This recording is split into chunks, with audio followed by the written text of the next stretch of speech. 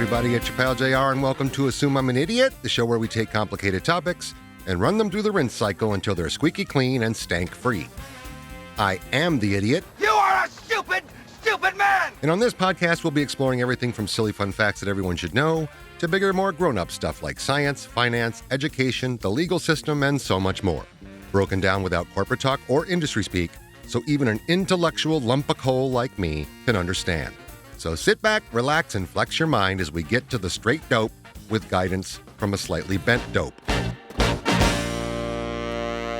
Today's topic is something that nobody really wants to talk about, but definitely should. It's uncomfortable and scary and yucky and pretty important. But first, it's time for Random Stuff You Should Know. Random stuff you should know. From the world of science. Yippee, hooray, science. Did you know that your body actually produces light for a short while after death? It's true. When cells break down, they release enzymes that cause a very faint, invisible light called ultra-weak photon emissions, UPEs.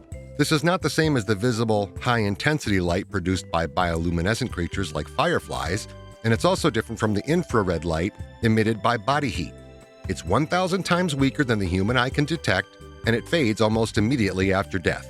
So, anyone claiming that they've seen it happen is full of it. It's not spooky, it's just chemistry. You literally fade out like a dying light bulb. Also from the world of science, your hair and nails do not keep growing after you die. The skin just retracts as it dries out, making it look like they've grown.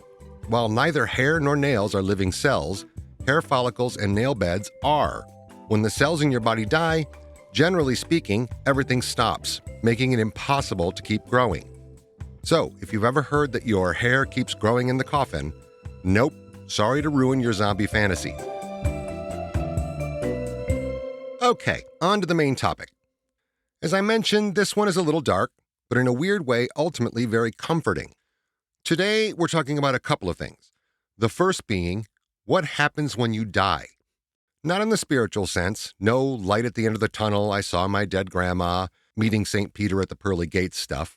So anyone tuning in to find out if you move on to another plane of existence, or if your spirit is stuck haunting an old Sears department store, you're going to be gravely disappointed. Pun intended. We're talking about the real stuff, the human logistics. What happens to your body? Who do you call? What happens to your bills, your house, your golf clubs, your Hulu account? But maybe more importantly, how do you plan to live your life as you get older or become unable to do certain things by yourself? Not only to make sure that your wishes are followed, but to help take the burden off your family. As usual, I don't know the actual answers, and I'm going to have a genuine expert join me in a few minutes to tell me if anything I'm saying is even remotely correct. But this is info I've gathered by doing the most rudimentary research on the matter. Now, I get it, this subject freaks people out, because nobody likes to think about growing old or getting feeble, and death is the one thing nobody escapes, but everyone avoids planning for. Before we get going, let me tell you what even prompted this macabre topic. Recently, a dear friend of mine passed away. It was after a very long illness, so the passing, while still sad, wasn't a surprise. In fact, the last month of his life was spent in intensive care, and everyone, including him, knew it was getting close to the end. On one trip to the hospital for a visit, I bumped into his son. We escaped to a hallway to talk for a while, and I asked him, "So what happens now?" "What do you mean?" he answered. I said, "What are his burial plans? What happens to his apartment, his car, his dog?" After a short pause, the son replied, I actually don't know. Who do I call about that?" I was stunned for two reasons. The first being I didn't actually have an answer for him. The second being, how on earth have you not made any plans? This man was dying for better than 3 years. In fact, he was supposed to die 18 months after his diagnosis, so he lived 2 years longer than expected. There were no plans made? There was no long-term care plan put in place? No living with cancer playbook? What if he lived another 3 years or by some unlikely miracle went into remission? No discussions about his last wishes at all? It turns out that not only were there no discussions, but there wasn't even a will or life insurance, which baffled me, but that's an issue for another time. This man, an intelligent, kind, caring person, left his family completely in the lurch regarding his final years, his care, and his post-mortem.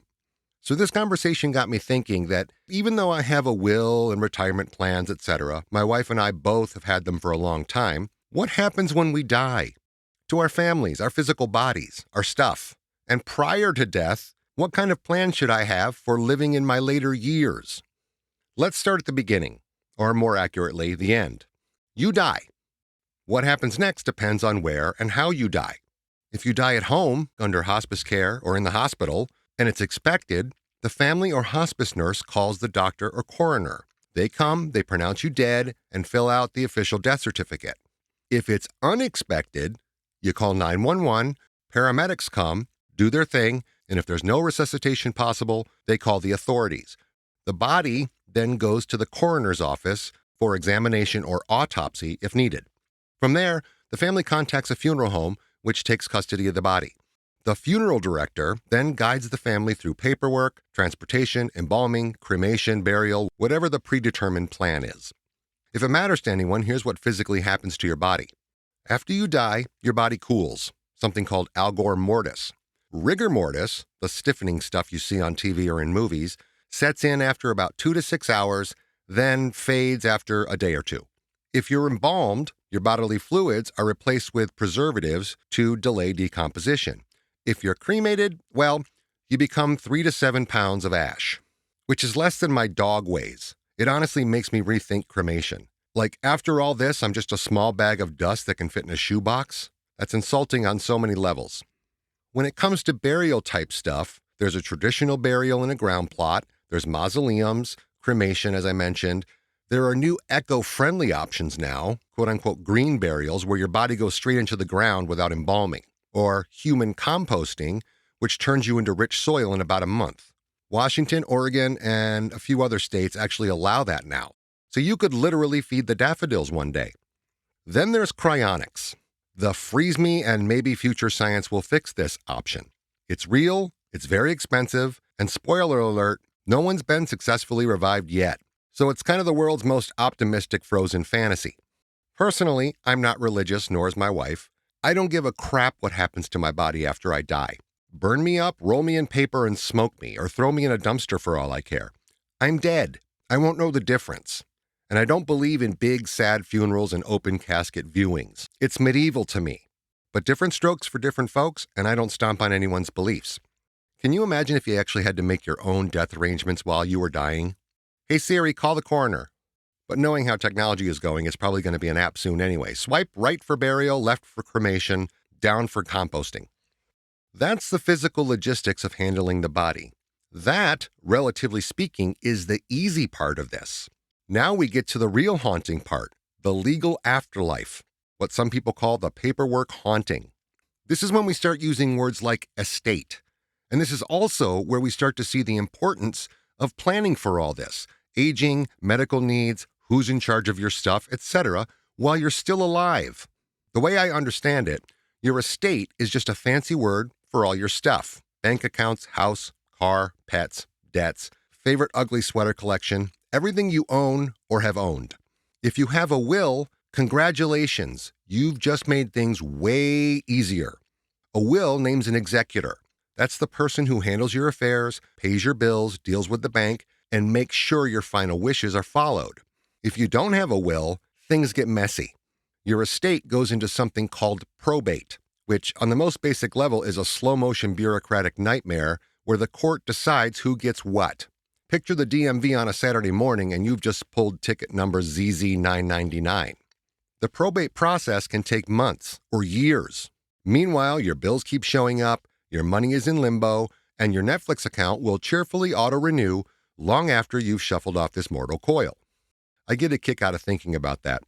The perpetual, "Are you still watching?" up on the screen. Like, no, Netflix, I'm literally not. I do not exist anymore. As I said, your money is in limbo. Bank accounts are frozen once the bank is notified of your death. If someone tries to withdraw money without proper authorization, that's technically fraud. It's a felony. So even your spouse or immediate family can't do it unless the authorization is set up in advance. Your debts don't magically vanish either. They get paid out of your estate before any inheritance is distributed. Now, some states no longer require the family to assume your debts. And it's pretty confusing as to which states do and don't saddle you with that. But in general, if you owe money on your credit cards, the estate pays that first. If there's not enough money in the estate, those debts just go unpaid. Your family doesn't inherit your credit card bill, just your bad taste in clothes and furniture. Just out of curiosity, I checked what to do about your social media accounts. Most people don't even think about that. I did this specifically because I've had other friends and loved ones die in the past, and yet I get a pop-up in Facebook letting me know that it's Fred's birthday and I should send him a message. That's creepy as hell. Each platform has its own death policy. Facebook lets you designate a legacy contact, so someone else in your family who can take over your account. Instagram can memorialize your account if you want to do something as weird as that. Twitter or X, well, not a lot of info here, but Twitter will probably still try to sell you something. Now, you don't have to navigate this all alone. There are professionals who specialize in all of this. Estate lawyers, funeral directors, and something called a death doula, which sounds like something weird out of a Tim Burton movie, but it's actually quite beautiful. It's a real professional that helps families navigate the practical and emotional parts of dying. They're like a midwife for the other side, helping you come to terms with the fact that your honey-do list is finally officially done. So yeah, there's an entire industry dedicated to the logistics of not existing anymore. But let's say you don't have one of those professionals. There's an enormous list of people that need to be contacted to get all the affairs in order. If you're handling someone's death, there's an actual checklist. Notify family and close friends, pick a funeral home, call a funeral home, contact the person's doctor if it applies, notify Social Security and the insurance company, that's huge. Getting the death certificate to them can really take some time. Contact banks, employers, and the post office to stop any checks or redirect mail. Cancel utilities, subscriptions, memberships, that's a lot. So the more help you can get from dedicated professionals, the easier it is. Not easy, but easier. And for anyone who says, I can't afford to have that kind of service, I always respond with an old advertising adage. Can you afford not to? Okay, we've been talking about the end, the post-mortem, but we also need to step back for a minute and discuss the pre-mortem. Everything leading up to death isn't just a free-for-all. There are serious plans that need to be made, most of which can't be done on the spur of the moment. So let's turn this away from death logistics and let's start talking about the equally important life logistics. That's stuff that I alluded to before, like long-term elder care. Will you be financially and physically able to live in your own home or a retirement community? Are you expecting that your kids or other family will just take you in without ever saying it out loud? And what about your nest egg? Forget for a second who's going to get it when you die. What kind of lifestyle do you want while you're still alive? I plan to play golf every day of my life after retirement. What do you love to do? And how long do you want to work? Do you want to retire at 70? Or do you love your career so much you want to work until you're no longer physically able? Now, let me talk to you, young family members of the aforementioned retiree. Just like the death logistics, life logistics fall on you a little too. For example, are you prepared to have your mom or dad or grandma move in with you if they haven't made appropriate plans? Or pay for their housing like in a retirement community? Or long-term medical care in, say, hospice if they can't cover it? And more importantly, how do you talk to those family members about these uncomfortable subjects? All of this is complicated, messy, and emotional. And when it comes to the postmortem stuff, it all needs to be handled at the same time you're working through the grief over your loved one.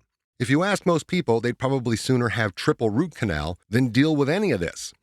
Most people find this topic depressing, or prickly, or creepy. But if you think about it, getting your elder care plans, your will, your retirement, and your death logistics sorted out isn't morbid. It's a final act of kindness to the people you love and left behind. So, who are you going to call? Who do you contact first? What do you do if your loved one doesn't have a will or does have one? Do I need one if I don't have a sizable estate?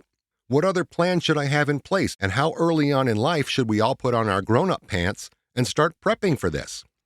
Well, good news, people. On the phone with us today, I'm thrilled to have a very special guest. Without question, someone exponentially smarter than yours truly. He's the managing senior partner for Signature Estate and Investment Advisors, a subject matter expert on aging and decision making. That sounds really fancy. Creator of the popular Substack Age Against the Machine, which you should all definitely check out. And if that wasn't impressive enough, get this, also quoted this past week in the New York Times. Well, excuse me. Please welcome Tom West. Thank you. Thank you very much for the intro. I always feel a boost to my self-esteem when you say nice things to me about that. So far, this is going great for me, JR. I wish someone would give me a boost to my self-esteem once in a while. It sounds like it's a fantastic feeling. Tom, tell us a little bit about what you do at Signature Estate and Investment Advisors, please. Sure. Well, at least for my grown-up job, I lead a team of about 13 different financial advisors and professionals that mostly steward a bunch of portfolios and accounts. But really, I think the interesting thing for what we're talking about here is I try to help people make smart decisions about money and finances, particularly when it gets hairy, when there are priorities that don't have anything to do with money, that they impact money. Yeah. That's kind of the space that I think that I do a really good job in. And, I've been lucky to be doing this for 30 odd years somewhere in there. Yeah, that's awesome. Yeah, it has been like 30 plus years, right, that you've been doing that? Yeah, it's true. It's true. My hairline confirms that. Ditto. Talked about, I'm subscribed to your Substack. I think it's amazing. I think there's a lot of really good information in there, and I love the way it's written. Tell us about what your Substack is and what kind of things you cover in there. Sure. Well, we call the Substack Age Against the Machine. And what it's mostly zeroing in on folks, JR, where you and I are, like sort of Gen X, where we're watching the boomers ahead of us, hit some headwinds in terms of how their expectations about retirement might not be accurate relative to standard of living, housing, healthcare, and whatnot. And what do we do in terms of our Gen X generation to be planning ahead for some of the things that we see while we're also managing our own stuff? And a lot of us, you and I are parents of kids in sort of the pre-launch, post-launch stage. Right. Age Against the Machine really tries to capture all of those sorts of things. We try to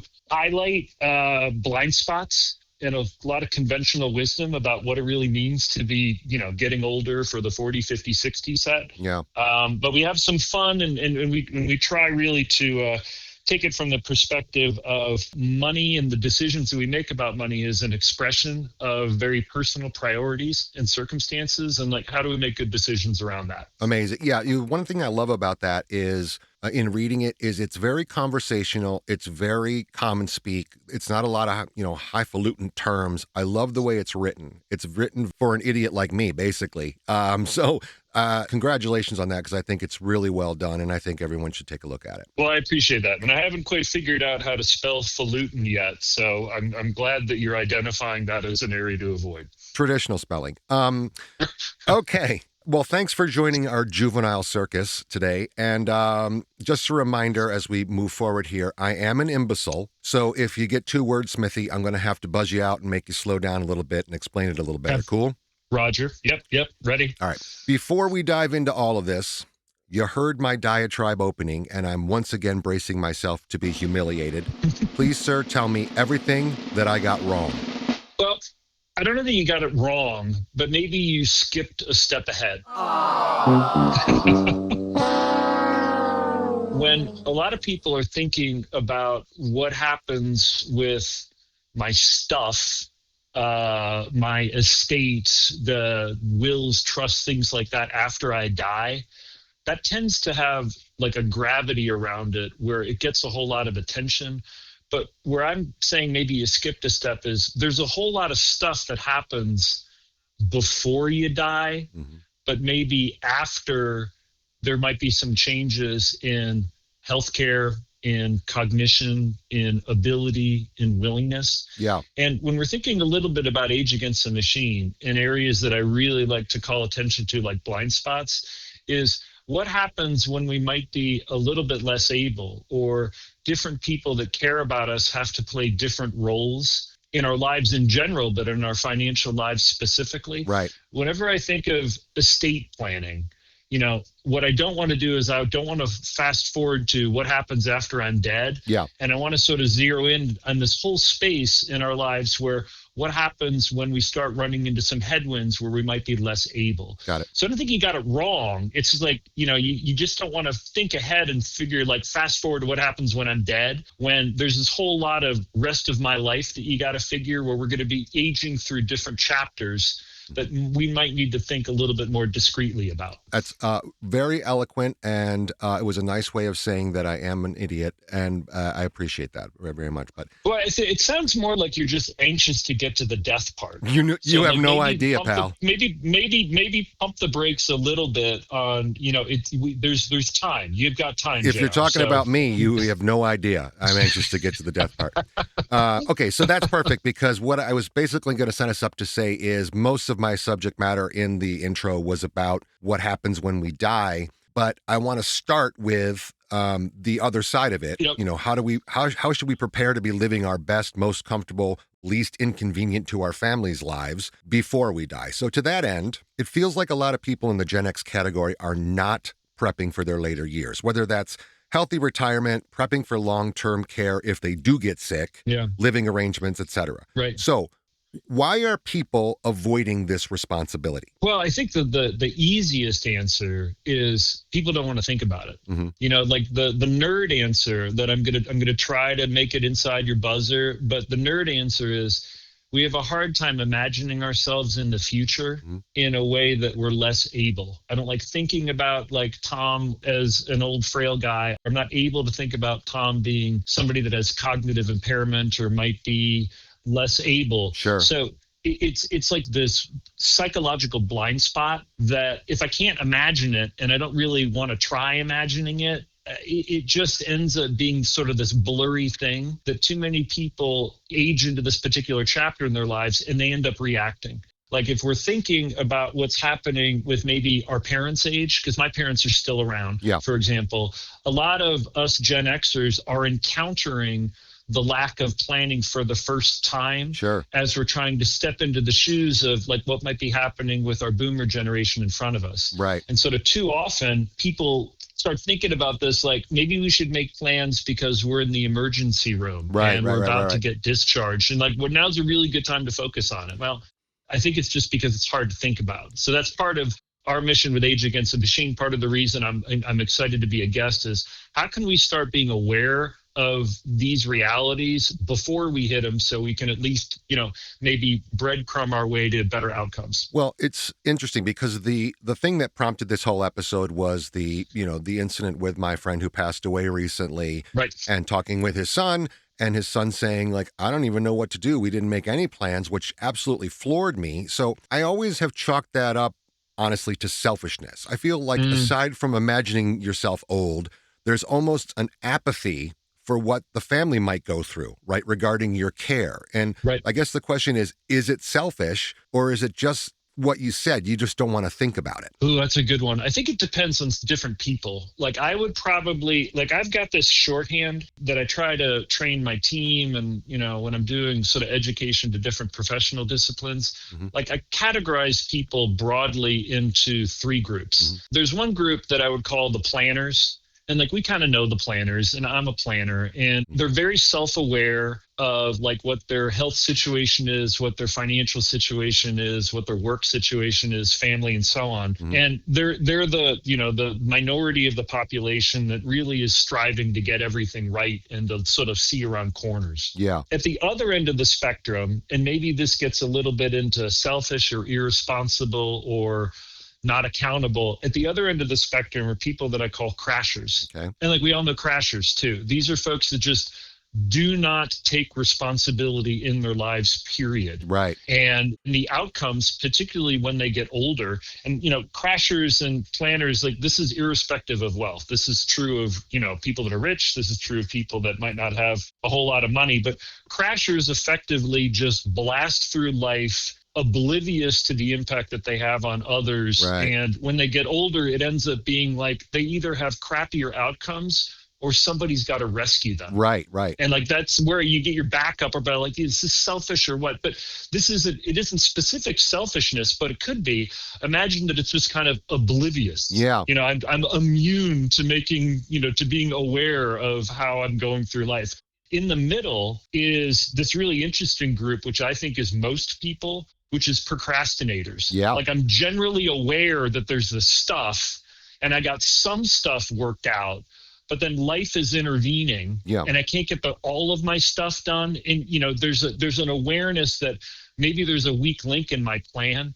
And most of the time, when you think of this procrastinator group, most of the time, a lot of like education and retirement and things that the financial services industry is doing, and I think it's a mistake, is trying to get procrastinators to turn into planners. Right, right. And if you're a procrastinator, like if I could just get, my client here who's a procrastinator to do all the things that I tell him to do, then I know that I can math out you can have some better outcomes if you just did the things. Here's the problem. Is that a tiger changing their stripes, though? I mean, is that how? Yes, you hit it. You hit it. See, you're. I would say from an imbecile standpoint, maybe right there, the prescience of that comment. Oops, that big word. That's a small I. That's an insightful observation because procrastinators are procrastinators by nature. They cannot become planners. Right. By definition, they can't become planners. Interestingly, planners can become procrastinators. Yeah. Think of it this way, like somebody that like does all their stuff, all right, and then they roll into retirement and like they get a little bit less able, a little bit more lazy. Maybe they have some biases about, I want to have it the way things used to be and I made the plan. Right. But because I made the plan 5 years ago, I don't have to keep adapting it. And you can plan your way into procrastinating. Sure. But I think that's a good for your listeners, planners, procrastinators, and crashers. The only other thing when you're thinking about the selfish people or the crashers, is maybe I'm going to lump them in. Yeah. I think that we could do a great job of identifying the crashers in our lives. Yeah. This is one of the things that we really want to do. It's like, listen, I kind of have my own stuff together.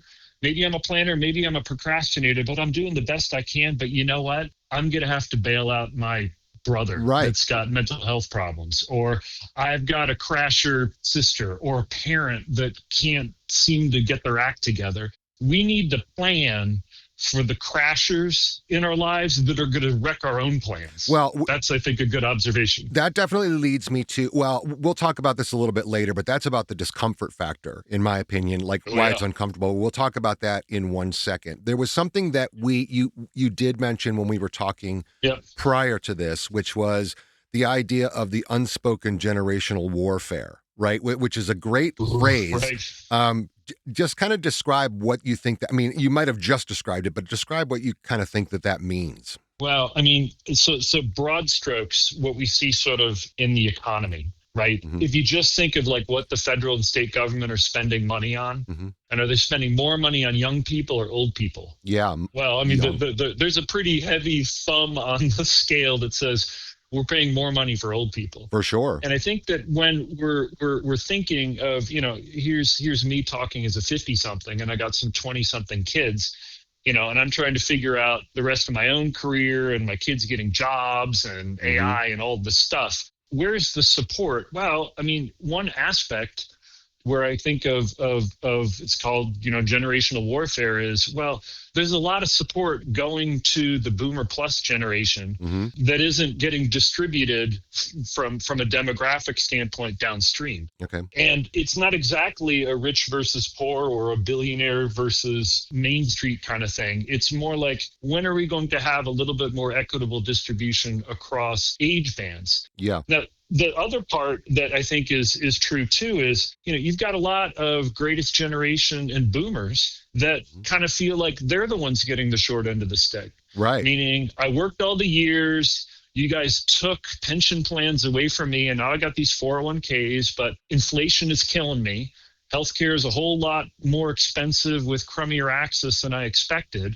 And, the deal that I thought I was making with my employer or the government isn't what I thought it was going to be. Right. And you know what? I'm scared and I'm scrambling. And to some degree, the younger folks, they've got time to figure it out. Right. But like I've got emergencies right here, right now. And I think that tension between these different groups can sometimes cause some angst, bitterness that impedes good decision making. Yeah. But it's worth saying it out loud. You know, like not everybody has it great, but I do think that tension across generations is something that colors a lot of our national discourse. Sure. And I would foreshadow that's not going to get better. I think as boomers go farther into retirement and their expectations about housing and healthcare start running into real headwinds, we're going to hear that a whole lot more. Well, you know, there's a great line from a movie that I love that, you know, everybody thinks they have good taste and a good sense of humor, but they don't. Everyone thinks they have good common sense, right? But a lot of this is, you know, it's defying common sense to make this kind of plan, whether that is you feel like you're getting the shaft from, you know, all the years you put in and getting the shaft from the government or society or whatever else. Right. It's still, to me, this kind of baseline of, okay, common sense says you have to sort of do something about that. Okay, in the same argument that I have with my kids all the time, you can only control what you can control. Right. So even though you feel like the world's coming at you, or you're getting an unfair shake on anything, you can control what you can control, and that's all. So this is sort of that common sense thing to me. Like, okay, let's say I did get the shaft. I can complain about it, or I can put on my big boy pants and I can do something about it. Right. And I do think that, you know, when we're thinking about our friends, neighbors, family members, Americans writ large, there is something to be said for it's getting more difficult to be hopeful about how my own outcome is going to be affected. That does affect decision making, like it does. It's like, what's the point of doing all this thing when like I'm you know, a small boat and the ocean is so big, for lack of a better way to put it. Right. But I do think, you know, part of whether we're trying to talk to folks where we're making it as simple as possible, like we're trying to do right now. Sure. Yeah. You still have a responsibility, I believe, for yourself and for your family to get yourself real situationally aware. That's always a step one. Like you kind of got to know what you've got going for you and what you don't have going for you, and don't go into the later stages of your working years kind of oblivious of your situation from a financial, from a healthcare situation, from an insurance situation. Right. So you at least know, think of it like a hand of cards. You at least got to know what cards you're holding, right, to start anticipating your best play. And maybe somebody has better cards than you do. Good way of putting it. Yeah. But you still have to know what cards you are. You don't want to be playing a hand and making bets without, you know, knowing what you're holding. Absolutely. It seems to me, I'm going to move into something else. Based on all of that, it seems to me like more and more people are falling into either moving back in with family when they reach a certain age, or having aging family move in with them. Yep. Is that strictly financial? Is it more about is there a comfort level versus just straight financial? I mean, and I know this kind of leads more to the sort of growing financial crisis that's happening. Sure. But I mean, there's got to be some, you know, psychosocial stuff going on there. Yeah. Well, I think I think this is a blind spot for policymakers writ large, and because I think that there's a huge amount of evidence that says, you know, there's a little bit of cross-generational housing that's getting forced on people and they don't want it, but there aren't any alternatives. So, you know, you have older folks in the tail end of retirement that might be living on a very small fixed income. Sure. And they might not have a whole lot of investments, but they do have their house. Yeah. But the house is harder to manage, and they start maybe needing help with transportation or getting around or things like that. And then you've got a younger generation that, you know what, I don't have a house. Yeah. But I still might have some working years. I still might have some ability. And a lot of families will find that I don't really want to move in with mom. I don't really want my son to be moving in with me. But we have sort of complementary positive things to bring to the table. Yeah, it's a symbiotic relationship, right? And we all kind of are hedging for what our own sort of weak point is. Yeah. So other things that are really environmental. Right now, there are nowhere near enough paid caregivers in the United States. Okay. Right now, we're estimating we're 150, 200,000 paid caregivers short. Wow.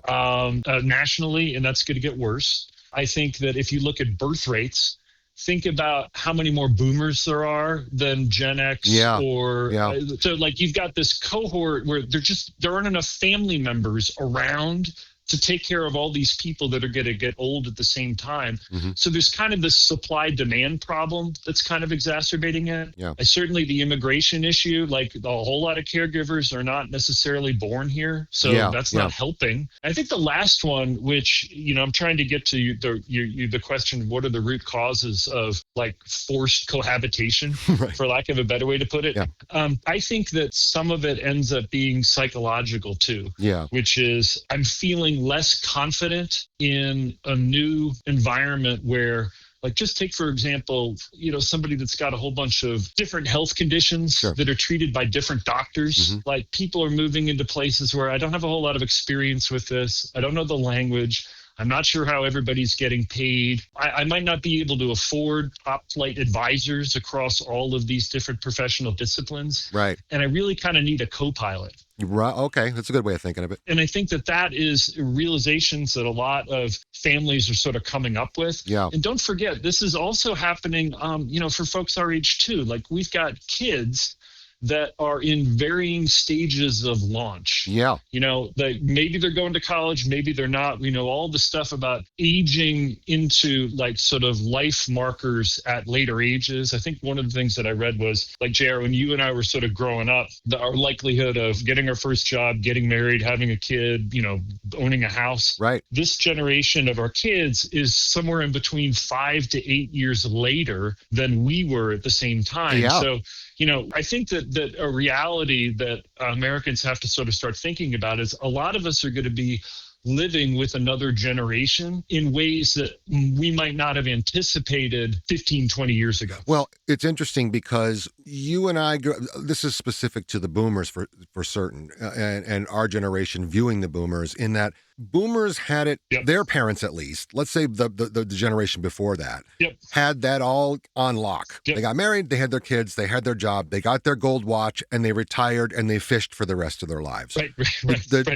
The boomers, sort of almost have it, Yep. right? Like my own father, he passed away, but he retired from his job.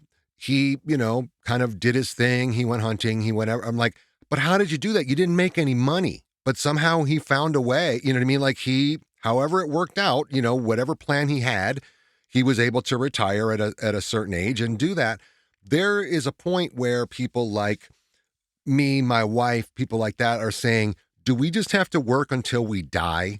Because honestly, there's, no matter how much preparation we've done, this idea of, taking a little extra time caring for our kids, maybe that aren't ready to move out yet, Yeah, right? That's yeah. an expense we weren't expecting, so on and so forth. It's all these unexpected things happening. Our 401k is losing value, whatever it is. Suddenly we're looking at it like, hey, I don't think I'm going to be able to golf every day of my life, Right. After Right. I retire, if I can retire. Yeah. Right. Yeah. Now, I happen to love what I do, so that's not a big issue. But for most people, it is a big issue. Yeah. Well, think about like, it was during sort of the boomers going through their work years. It's worth remembering that, like, they're the ones there where all the rules changed. Yeah. Meaning, you got away from institutions being able to, not just give the gold watch, but, give pensions out. Yeah. And, that's where the institutions kind of changed the deal. That a lot of employees, I have a client that worked for J.C. Penney's for a while, and was still a super thing? proud of. I know, that's crazy. Like, they were paying a pension to him at like age 95 or something crazy like that. But J.C. Penney's was, I'm a J.C. Penney man, and Yeah. this is something that this could only have happened if you were working there in the 60s or 70s, Right, right? right. That doesn't exist right now. That So, like, loyalty doesn't exist. Well, right, and I think that institutions, that's part of why I'm glad that we're talking about this. There's certainly, we're not going to go sort of into too much, and sort of the government is letting us down in this podcast, but we don't have faith in institutions looking out for us anymore. It feels like No. we're kind of on our own a whole lot more. But the other thing that happened with the boomers is, don't forget, this is a big part of the equation too, is the big deal with women entering the workforce. Yeah. Like, you used to have from a household standpoint, some predictable bandwidth Yeah, to do all of the non-money earning things. sure. But I think you're exactly right. Like, well, I can't afford my stuff.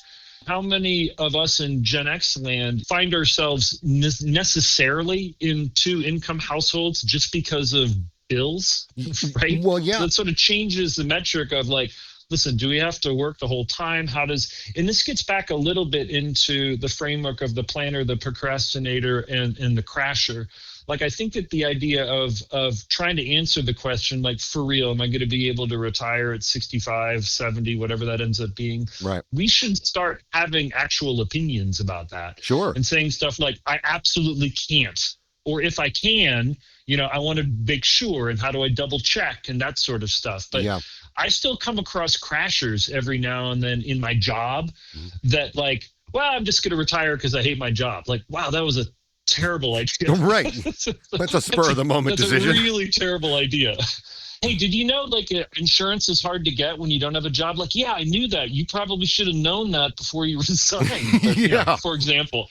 Yeah, it is crazy. The side story about all of that is, talking about the nuclear family and how things worked back in boomer land. Right. The running joke for us all the time was that the world didn't change around it, meaning school in particular is one of those things that like it still has the policy of I need one of the parents to be available to us at all times, like for whatever reason, volunteer for, the school concert, whatever it is. Right. That's never changed along with the time. So the idea, like Maggie and I used to just lament all the time. I'm like, do they think we both don't work? Like, is that, homework? We've got a homework project for you and your parent. My what? I already went to school. Like, I don't need to do another homework. Listen, I get it. Yeah. I've got close friends that one of them's a teacher and the other one's a first responder. Like, figure that one out, right? Yeah. How's that going to work? Well, that's a perfect lead in. It's called detention, JR. It's called detention. That's good. That leads me perfectly into the preparation and planning stuff. Okay, so let's start with an umbrella question first.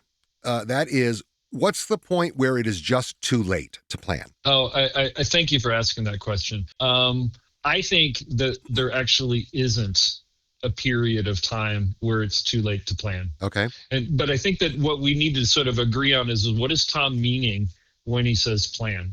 Yeah. I think it's a combination of, think of it like, we're probably the generation that, used to use sort of the Rand McNally thing, and then we did the MapQuest or the triptych from AAA. Yeah. But I think planning has to do with being aware of where you're starting. Mm-hmm. Like being situational. This is my financial situation, it's my health situation, my family situation. These are the things that are important to me, like knowing where I'm starting. And if we think about planning as an imagined future state, like I'm here now, but this is kind of where I want to go. I want to make sure that I stay with my wife in this particular house for as long as possible, or take care of a kid, or make sure my parent is taken care of, or whatever it is. And you start imagining a future state where you're sort of projecting, these are the things that I'm hopeful for, and these are the things that I'm fearful about. Mm-hmm. I think planning, even if it's something like, listen, I'm terminal. Like, think about your friend. I'm terminal, and I'm imagining a future state, even though I personally might not be in the picture. Yep. Like, I want to imagine a future state where my survivors have calm, they have some predictability. Yep. They have some peace of mind. There's also things where, like, and I just lost a friend of mine to the glioblastoma. Like, one of my best friends died within the last 6 months. Sorry. And, part of, I think, planning for him had to do with, I want to make sure that I wrap up all my loose ends. Like, I don't want to leave anything unsaid. So it isn't always the money stuff. It's where am I right now? And what is the future state that, these are things that I'm hopeful for myself and for other people. I never think that it's too late to plan, because as long as you can kind of control some of the decisions that you make, even if you're just managing yourself, JR, like, I'm not going to be a jackass with this hardship that I'm dealing with any more than I need to be, because I'm trying to make it easier for the people that care about me. Like, that would be an example of planning. Yeah. Right. Like I'm planning on just sort of, doing my best with the crappy hand that I've got. Well, sort of off a little bit off of that, but like, is there a point you were talking about before with, this brings me back just a little bit to the idea that Gen X feels like they're getting the shaft. Is there a little bit of like, I'm not planning because F them? Like, is there a little bit of that in there? Like, we're talking about the altruistic, I don't want my family to be burdened with this. Yeah. Right. I'm sorry to back up. We already talked about this, but is there a little bit, or have you come across any client, whatever, that are sort of like, I did my part. Now it's time for them to do theirs. Oh yeah, all the time.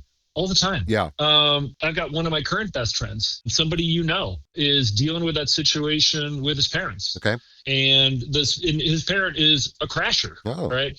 And like, I'm not doing anything for like anybody else. And I'm in the dad's issue is he's got failing health, but he had a combination of a gambling problem and there was secrecy in the marriage. And, I'm F all you all. I'm just doing my thing. And, what my friends basically got is, how do you respond to that? Yeah. Because there's two sides of it. Like, do we see people that legitimately just aren't accountable for their own stuff? Like, yeah, I see it all the time. And it is irrespective of wealth. Like, it's not correlated. There's jerks and there's fantastic people all the way up and down the wealth pyramid. Sure. But I get back to the idea of these crashers. Like, is it true that some people just don't give a damn?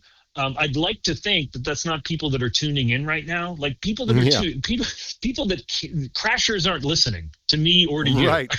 Right. So they're just what do these two guys know? They're just out there like wrecking their own lives and people's lives around them. All right. But I think when we're talking about the procrastinators or the planners, like, we need to identify those people in our lives to figure out, like, how am I navigating this? Like, what boundaries do I need to make for myself emotionally, personally, time-wise, financially for these folks? Because, that's unfortunately an aspect of characters of a lot of the people that are out there. And I do think that, we're living through, I'd like to say mildly, like some trying times. How about it? Where people do get their back up about all sorts of things. Yeah. And I think, remember that, like, some of the stuff that we know about social media and AI, like, outrage sells. Yeah. And, the idea. I did a whole episode on it. Yeah. Like, so outrage sells. Like, how do you get yourself out of that spot to be able to make some better decisions? I think that it has to do with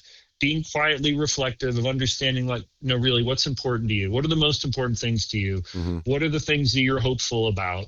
What are the things that you're worried about? The only other thing that I can say that I've had some really big success with trying to get people to make better decisions when they're dealing with outrage or depression or feeling pressure or stress or whatnot, it has to do with focusing on things that you're hopeful for. Right. So I've got this guy a client who's since passed away, but he was about 5 or 6 years ago, JR, this is somebody our age. Wow. He was a year older than me. Oh, man. And he was a professor at a big university, and his mom had extremely early onset dementia, and so did he.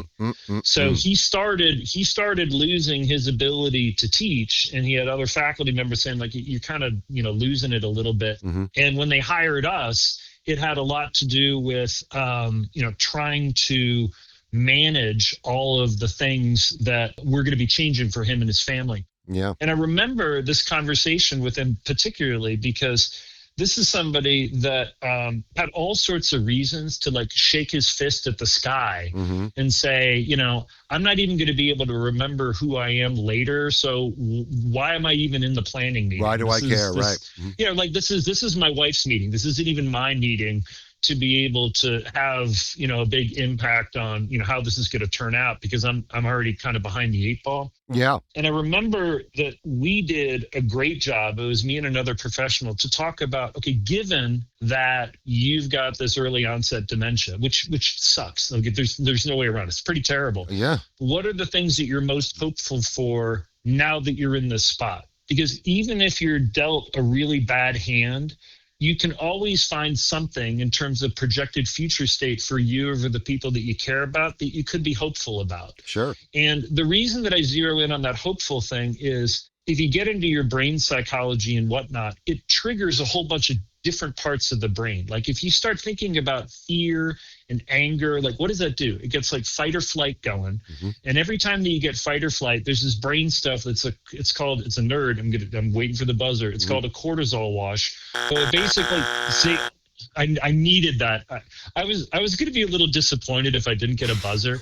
But the reason that I'm pointing this out is when folks are coming at stuff from a position of anger or fear from a decision-making standpoint, there's all sorts of research that says I cannot evaluate choices as effectively. Okay. Like if somebody's giving me choice A, B, or C, and I'm going into that pissed off or angry or depressed, I'm going to do a much worse job with those choices. Yeah. On the other hand, if I go into it with the hopeful outcome that I want out of this, even if I'm starting from a crummy spot, even if all of the outcomes are not ones that I want, if I can find myself hopeful about something, different parts of your brain fire. Okay. You get curious, you use your imagination, like you can get better outcomes, you can elevate your mood, those sorts of things. Those are things. Dopamine. A dopamine hit. Yeah, and those are things like if you get back to like what I do for a living, in terms of I'm trying to help people make better decisions that involve money but are about other stuff. I spend a lot of time with folks that are in challenging changes, zeroing in on what they're hopeful for, and then backing into decisions that can support that. Yeah. That, I think, gets folks more able to respond to a call to action that might be able to make life better for them or the people they care about. Beautiful. That actually is a great segue into, let's talk about the flip side, right? I'm talking about when is it too late to plan, but now let's ideally move, and this is more for the millennial, Gen X, Gen Y. When should I start? What's the ideal time to start doing all this, whether it's for myself or for my parents, what have you? I think that the safe answer is preschool. I think that if you start in preschool, you're going to have like if you don't have your planning done in preschool, I just want to tell you you're behind and you should feel way behind the eight ball. You should feel self-conscious and like you're a failure if you haven't started doing that. So is that you retire at age 12? Is that sort of where we're going? I mean, I think not that I'm against that. I think that when we're talking about planning, like there's a few different elements to that. Are we talking about getting our legal documents together? Are we talking about, starting to save? If we start planning, with the idea of get back to my MapQuest Rand McNally, I think that the idea, like once you become financially independent and emotionally independent, that's probably a good time to start really evaluating where you are. Yeah. So think about like our kids. Our kids are, or kids' generation, they're probably like, okay, this is harder to move out than I thought. This is harder to get into the workforce. Maybe a little bit older, is this harder to get a house? Yeah. Is this harder to have a kid? Like all of the things. I think in situations like that, planning is really important. But remember, the opening part of planning is having a really good understanding of exactly where you are. Yeah. And then start imagining what that future state might look like. Yeah. And for our kids, they might not be able to pinpoint that right away. You know what I mean? I think it's going to take some time. Like my kids, I don't mean to interrupt you, but my kids don't have any plan to get married, don't have any plan right away to like, what's my career going to be? They have jobs, but where does my career going to be? Yeah. They don't want, both of them have, proudly stamped their foot and said, I don't want children. That'll change, of course. But the idea for me is you have to know where you are as a person too, like before you can make any of these kind of plans. I think there's wisdom in that. And I'm certainly not being sanctimonious and saying that like, just because you're 30, you need to have your stuff figured out that you can totally self-direct. Sure. I do think that, you and I had conversations years ago about, Mike Rowe and sort of the dirty jobs kind of thing. Yeah. And being able to identify as you're growing up, as you're, a Gen Z and whatnot, being aware of when opportunity shows up in front of you. Right. And that's different than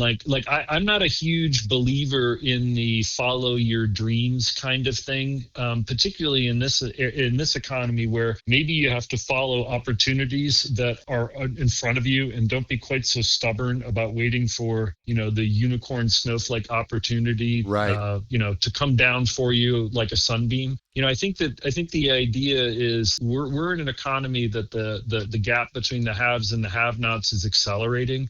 And I think that the idea of being able to lean in first on opportunities that present themselves, that's probably also another thing to plan about, which is how do I get myself ready to identify opportunities that are available to me and then give myself the ability to respond to those. For example, like I need to have 5 different resumes, 10 different resumes for different kinds of things that might come up. Like that's planning, right? It's my present state and my desired future state to get on the other side. And I don't know which way it's coming, but like I would probably introduce that as an element of planning of I have to be ready for what comes up. So I'm using planning in a very general sense beyond just the more prescriptive things that I do in my job. Yeah. I mean, I've always said whoever wrote the line, do what you love and the money will come, had a trust fund because it doesn't always. Right.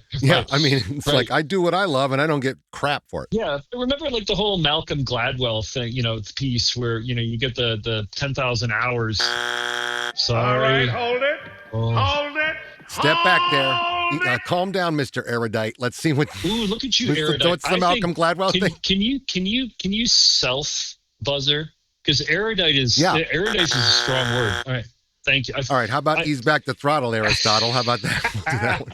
I basically like one of the points that I was making, and I do try to talk about this to younger generations that are asking about planning is when you get good at something, even if it isn't something that was initially your dream, you end up enjoying it more than you might think beforehand. And you end up loving what you do, not because it's what I set out to love, but it's just, this is what I do. I end up getting good at it. I'm finding my environment. I'm finding my people. I'm getting good feedback in terms of the effort that I'm putting out is giving me like good feedback back in the form of recognition or money or opportunities. Like, let's not think that, like you said, that we always know what's going to make us happy when we haven't had enough life Sometimes experience. you trip over it. I mean, that's for certain. You absolutely can fall ass backwards into something that you find out that you love, even if you're doing it out of responsibility for having a salary. Suddenly you realize, I never even thought about doing that, but there it is. You remember my origin story. Like, I love what I'm doing. I was talking about the stuff. This is great. The rest of it, but like, this wasn't my job. No. Like I ended up, for listeners, I ended up having to cold call people to sell long-term care insurance because I ran out of money after I got married and I was living in my in-laws' basement. Right. Yeah. so like that sucked. But I ended up getting good at a few different things, and then you get back into things that you love. But mostly it's John Hancock a million years ago was the only recruiter that was calling me back in the early 90s. Yeah. So go figure. How about it? So on a scale, let's do the sort of short answer, the 30-second bite. Okay. On the scale of importance, let's say right now I can only afford the time and money to do just one thing to help myself and my family. This is still in the realm of the living, living longer, et cetera, not death planning. Right. What would you say is that priority? I think the priority is understanding who makes decisions for you in case you're not able. Okay, that's a good one. And giving them the authority to do it, usually in the form of durable power of attorney or advanced medical directives. Those are documents that you put together that basically gives somebody else permission to make healthcare or property decisions on your behalf. So you got to give somebody the authority, and then you kind of got to tell them what's important to you, and you kind of got to give them the information so they're not figuring all this stuff out for the first time at a moment of crisis. That would be the one thing that I would end up doing. I would do that for your family, my family, clients' families, young families, old families, but who is in charge of making decisions for me and my stuff in case I'm less able? And how do I put them in the best position to serve me and to serve themselves when they're in that circumstance? Great advice. Beautifully put. Thank you. Okay. That's a lot to think about. Yeah. I'm enjoying talking with you so much. I didn't realize how long we've been yammering, and we're not even up to the death part yet. Yeah. So we're not dead yet. Right. So I feel like we should stop here for now. Yeah. Mostly because we're running out of time, but also because I need to pee real bad. Are you game for coming back for a part 2? I'm game mostly for you having some physical relief and simultaneously game for coming back for another round. Yes, sure. Bless your heart on both points. Okay, great. Let's do that then. I'll get Stan to send you the details. Is that the Stan guy that gave me the wrong number? He did? Is that why we started late? Yeah, I didn't want to get him in trouble. Well, you just did. Don't ever make excuses for Stan. Okay, do get him in trouble. It's the only way he learns. I switched 2 numbers by mistake. Ugh. I have trouble with numbers, Never mind. I'll send you the information. especially long ones. Great talking with you, Tom. I look forward to next week. Yep, sounds good. All right, my friend. All right, pal. Take care. That does it for this time. Appreciate you listening. Thanks so much to our guest, Tom West. I look forward to continuing our conversation next week in part 2, if Stan can get him the correct information. I thought it was right. Clearly it wasn't. I learned from experience. In the meantime, Numbers are hard. please check out Tom's excellent Substack, Age Against the Machine. Really has some valuable info in there regarding all the stuff we've been talking about. Plus, it's just really well written. Join me for another upcoming episode of Assume I'm an Idiot. I'm your pal JR. Catch you again soon.